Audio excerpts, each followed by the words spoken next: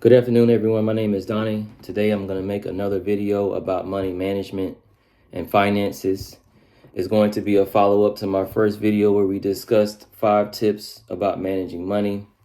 So far, I received a lot of positive feedback from it, and I was encouraged to make another video. So today we're going to talk about a different aspect of money management. We're going to talk about bank accounts.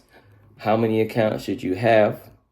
And how should each account be utilized in the best way so that your money can be managed responsibly and in a way that's going to benefit you. If you like the video, please go ahead and click the like button. Please go ahead and subscribe. And if you have any comments or feedback, please add to the comments below. So just getting right into the video, in my opinion, you should have at least 3 accounts. Now, that has nothing to do with if you have a business or you have rental property. That's a separate topic. But I believe that you should have 3 accounts. Your first account should be your monthly expense account. Everything that you have to pay every month. Your second account should be your savings account. Your third account should be your spending account. And when I say spending account, you can call that a recreation account. You can call it a vacation account. You can call it, I like to call it fun money, right? All the things that you like to buy that are extras, shoes, shopping, clothes, fancy restaurants, those type of items, you should have an account to cover those things. So in this video, we're going to talk about the 3 different accounts. We're going to talk about the best way to manage the accounts so that you can manage the money responsibly in a way that you can continue toward the goal of being your own bank, and the way that you're avoiding extra stress in life, and the way that you're managing your money in a way that everything is set where it needs to be and arranged in a way that things can run smoothly each month. So let's break down each account, the benefit of each account, what is utilized for, how much money you should perhaps have in each account. So let's jump right into the video. All right, let's jump right into the first account. The first account, as I mentioned earlier, needs to be your bills account, your monthly expenses account. In other words, everything that you have to pay every single month. Your mortgage, your car note, your car insurance, your internet bill, electricity, water, health insurance, life insurance. If you have streaming accounts, Hulu, Netflix, everything that you have to pay for and buy every month, gas, food, all those necessary items every month, you need to have an account that's designed to cover those expenses. Okay, it's very important. It's not necessarily the most important account, but it's the account that's going to be utilized the most because the bulk of your life expenses are going to come from this account. Now, here's a question. How much money needs to be in that account? Well, that depends on your expenses in life. That depends on your overhead in life. One thing that I would suggest, though, is that whatever that number is, which represents the average of your monthly expenses each month, you always need to have more than that available each month in case some of your bills are higher than expected. For example, it's hot now because it's springtime. So your electricity bill is going to trend to be a little bit higher. So if your electricity bill typically runs you $150 a month, it may be $200 in June because it's so hot in Georgia or wherever you live. So the point is, one tip about your personal expense account or your account to cover your bills in life is always have a little extra. Leave a little cushion in your account so that if your electricity bill runs a little high, if they raise your premiums for your health insurance or your car insurance, you don't want to be stuck and already behind on your bills. Just as another example, if your bills average $2,000 a month, then perhaps you need to contribute $2,500 a month into this account to leave yourself a little bit of room, a little bit of margin for error. Very important. So once again, you need to have an account that covers all your bills, all your expenses for each month, and you need to contribute enough money toward that account to make sure that all those necessary items are covered. Very important. Number 1 account you need to have of the 3 is your personal expenses for the month account. You can also call it a bills account to cover all your expenses each month. The second account you need to establish for yourself is your savings account. It's very, very, very important to have a savings account. We talked about in our first video, the first tip in the first video was to be a saver, okay? You need to have a savings account. You need to have an account so that if you get injured, if you have to take off for a week, anything can happen. There's a long list of things that can happen in life that can prevent you from going to work for a period of time. The benefit of having a savings account is that you can fall back on that savings account to cover some expenses that you may incur during that time. Another example is that, for example, in my first video, we talked about my air conditioner going out, which cost me $5,000. You could have to replace your roof. You could have car repairs, right? So this savings account is designed to cover those type of expenses. It's not designed to cover your everyday expenses or your monthly expenses. It's designed to cover those large expenses that you can incur because you were injured, you missed work for a few weeks. A few years ago, I fell, I had to have surgery. I was out of work for 3 months. Thank goodness we had a savings available, along with short-term disability, but we have a savings available. When my air conditioner went out, I was able to take care of it. The savings account is designed to take care of those big expenses, those major expenses that come up in life, so that you can be okay. So you're not sitting there stressed out and worried, how am I going to buy food tomorrow? You don't have to think that way because you have a savings to take care of you and your family until the situation is resolved, until the roof is fixed, until you can get back to work. That's what the savings is for. Now, here's a question. How much should you have in the savings? Well, that's a loaded question. There's a lot of different opinions about that. I would suggest at least have enough money in your savings to live for 3 months, to cover your typical expense, your normal expenses in life for about 3 months, right? Whatever that number represents for you, that'll work. Now, some people, when they think about how much they want to save, they use a percentage. They decide to save a certain percentage, 10% or 20% of their income they put toward their savings. Some people use a set number. They decide, I'm going to save $500 a month. Look at your situation, look at your finances, evaluate your accounts, evaluate your budget, and try to decide, hey, how much can I within reason save each month toward my savings account? It's very important to analyze that. If you have a spouse, if you're still at home with your parents, you can discuss it with your parents or someone else that's experienced. How much can I save reasonably every month, and stick to that system? Stick to that goal of saving money every single month for the rest of your life. It's so critical that you save money on a regular basis for all the things and all the reasons that we mentioned earlier. So, second account, very important. You need to have a dedicated savings account. Believe me, you're going to appreciate it one day in the future. You're going to thank yourself one day and say, I'm so glad I've been saving money because such and such just happened and I'm ready. I'm prepared, right? And I can take care of my business. I can be my own bank now, and I can cover my expenses. I can fix the transmission in my car. I can buy another car because mine just was totaled. Whatever the situation, you're going to say, thank goodness I had my savings. I was ready. I was prepared. I was responsible. And now I don't feel a lot of stress. I don't feel overwhelmed. So, second account, you need to have a dedicated savings account. Let's jump right into the third account, which, by the way, is my favorite account. It's my favorite account to talk about, and it's probably the most interesting account to consider. And that account is, you need to have a dedicated account for, you can call it a recreation account, you can call it a vacation account. I like to call it fun money, right? It's to cover the things in life that you want to buy that are not necessary, that are not necessities in life.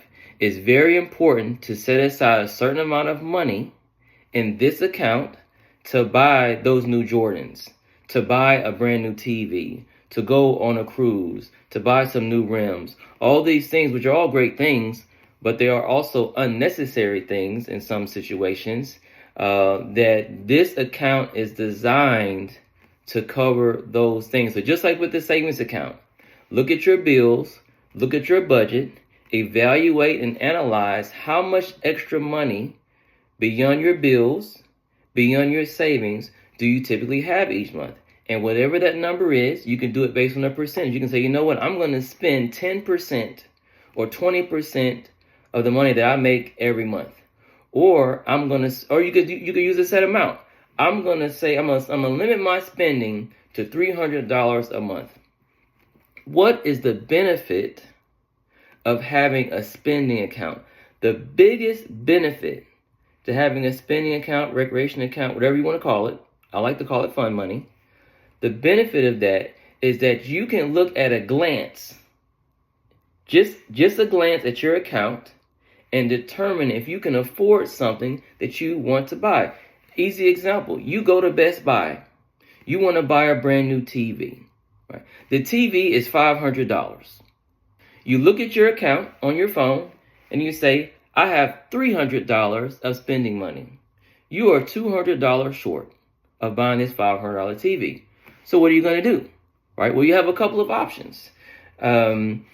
You could wait till next month, where perhaps you're going to contribute another $300 into your spending account and buy it next month. You could buy a different TV that's only $300, that's within your budget and your price range. Or you could wait for the TV to go on sale. The point is, at a glance, when you have a spending account each month, when you want to buy something, whatever it is, you can look at that number in your account and you can know within a second if you can afford it. And you can also know within a second if you can't afford it, right? You may need to wait. You may need to wait for it to go on sale or wait for another month so you can have more money in that account. Another good example. Let's say you have $500, and we're just going to give two examples. $500 in your spending account, your fun account. Your friends call and say, hey, we're going on a cruise next month, right? You have $500. You say, well, how much is the cruise? Well, the interior cabin is $350 and the balcony is $700. You look at your account. Well, I only have $500 to spend. It looks like I'm going to go, but I'm going to have to get an inside cabin and not enjoy the beauty of a balcony. Why? Because you can't afford it, right? So that spending account is so crucial. I can't say it's more important than the savings account or more important than your bills account, because how could you say that? But as far as money management, it's going to help you to never spend more than what you have, because you know at a moment's glance what you have available. And if you can't afford it, then you can decline going on that cruise. You can wait to get the TV. You can not buy those shoes or those earrings or that purse or whatever it is that you like to buy all the time, because you say, okay, I have a limit here, so that's beyond my limit. So either don't get it or get something that costs less. So that being said, we come to a very, very, very, very critical juncture in this video. The next few statements I'm going to try to make and explain are fundamental keys to money management. Okay, and here's how it goes. You have a bills account, you have a savings account, and you have your fun money or your recreation account. Okay. One thing that you should never do is take from one account to spend for another account. Okay. Never take from your bills or your savings account to contribute toward your spending account. For example, let's go back to the TV example. You have $300 in your account and the TV is $500. Do not take money from your savings account, $200. Don't take $200 from your savings account to buy that TV. If you make that a habit, if you do that on a regular basis, you are going to deplete, you are going to empty your savings account. And then when your transmission goes out, your roof starts leaking, your air conditioner goes out in the middle of the summer, you're not going to have enough money to take care of the things you need to. You will not be able to be your own bank. You're going to have to borrow. Now, you might have a nice TV in your house because you took money from your savings account, right? But your car won't be working because your transmission goes out. It's going to be 100 degrees in your house because you're not going to be able to afford to fix it. Why? Because you drained your savings spending it on unnecessary items. Okay, that's the key. Another key, even perhaps more important, never take money from your bills account to buy things that you don't need, to buy TVs and cruises. Now, why do we say that? Because if you take money from your bills account to buy that TV, it'll be about $200. Then at the end of the month, what is going to happen? You're going to fall short of being able to pay your bills. Perhaps you will not be able to cover your rent. Perhaps you will not be able to pay your electricity bill or your car insurance or your car note. Why? Because you took money from your bills account to pay for something that was not necessary, right? Now, there's another way to say that to sum what we're saying up. Don't take money from what that you use to pay for what you need to pay for something that you want. If you take money from what you need to pay for what you want, then when you need that money to cover your needs, you will not be able to cover your needs. You have a TV in your house that you paid $500 for that you really couldn't afford, but your lights are off and your air conditioner's off because you couldn't pay your electricity bill. Don't take money from your needs to pay for your wants. One more time. Don't take money from your bills account or your savings account to cover shoes, clothes, shopping type of clothes, earrings, purses, vacations, rims. All those things are great. We all love those things, right? We all want those things. Don't take the money from your bills account or your savings account to cover those things, okay? If you want those things, wait for them to go on sale, wait until next month. In some cases, you will not be able to buy it, and that's okay because you're going to have the things that you need, okay? So just as a review, bills account, savings account, spending account, fund money, right? That's what I like to call it. Keep each account separate, and only use the account for what it was designed for. If you do that, you will still be able to buy the things that you want. You'll still be able to enjoy the things that you like. I like going on cruises, so you hear me talk about cruises a lot. But you won't get overwhelmed. You won't get behind. You won't deplete your savings. And at the end of the month, you're going to sleep good at night because all your bills are paid. One of the biggest keys of money management is self-control and discipline. Keep each account in its place. Don't use one to pay for the other. You're going to find yourself, again, less stressed. You can be your own bank. You're going to feel good about yourself. You're going to watch your savings grow. You're going to be prepared in life for whatever comes your way. So just to wrap everything up, three accounts: personal bills account, savings account, and fund money or spending account. Okay, those are 3 accounts I would suggest that you establish for yourself. It'll help you to manage your money well. Hope you guys enjoyed the video. Again, hit the like button, subscribe. Please add any comment, especially if you utilize any of this material. If you use it and you found it to be successful for you, please share your story in the comments below. I'd like to hear about it. Otherwise, enjoy your day and keep working toward the goal of being your own bank.